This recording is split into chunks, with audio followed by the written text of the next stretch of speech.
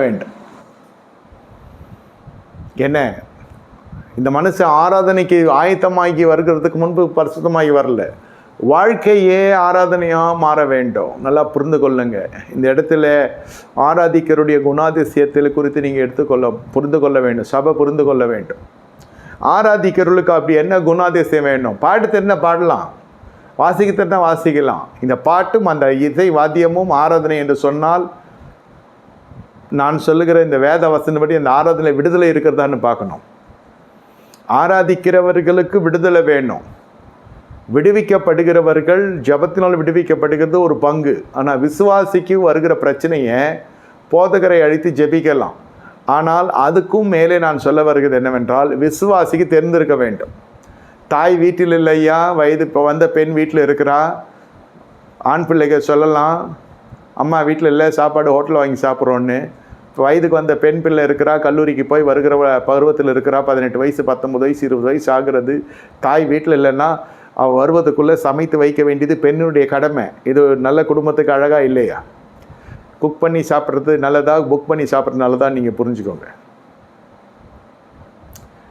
அதுபோல் ஆவிக்குரிய வாழ்க்கையில் நீங்கள் வளர்ந்து வருகிற விசுவாசிகள் உங்களுக்கு ஆராதிக்க தெரிந்திருக்க வேண்டும். ஐயா பாட்டு வரல, தொண்டை இல்லை, ராகம் தெரியல, வார்த்தை தெரியல, எனக்கு பாடவே வராது, பரவாயில்லை. ஆராதனை என்பது அதுக்கும் மேலே.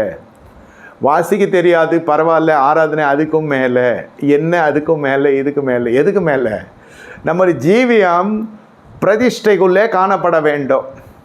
என்ன பிரதிஷ்டை இந்த மனசு செய்கிறான்? ஜீவியம் சுத்தமாக இருக்க வேண்டும், பாரிசுத்தமாக இருக்க வேண்டும். ஒழுக்கம் வேற, பரிசுத்தம் வேற. நல்லா புரிந்து கொள்ளுங்க. ஒழுக்கம் எல்லா மதத்திலும் போதிக்கப்படுகிறது, கல்வி நிறுவனங்களிலே உந்தப்படுகிறது, தேசத்தில் சட்டமாக வைக்கப்படுகிறது. ஒழுக்கமே சொல்கிறேன். சில தேசங்கள் நான் போன தேசத்துலலாம் பார்த்தா லைனாக போகணும். லைனை விட்டு தான்னா ஒருத்தர் பார்க்குற பார்வையே ஒருத்தரை ரொம்ப குற்றவாளியாக பார்ப்பாங்க.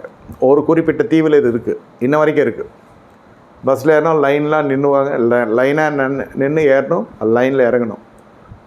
ஒழுக்கம் கிரமமாக இருக்கணும்.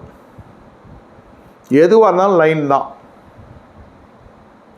இல்லைன்னா அவங்களுக்கு கோபம் வந்துடும். அதுபோல் லஞ்சம் என்பதே அங்கே கிடையாது. அந்த தேசத்தில் லஞ்சம்னா கோபம் வந்துடும் அவங்களுக்கு. இது இருக்குது, தேசமும் செழித்திருக்கு, ஜனங்களும் நல்லா இருக்காங்க. இது ஒழுக்கம்.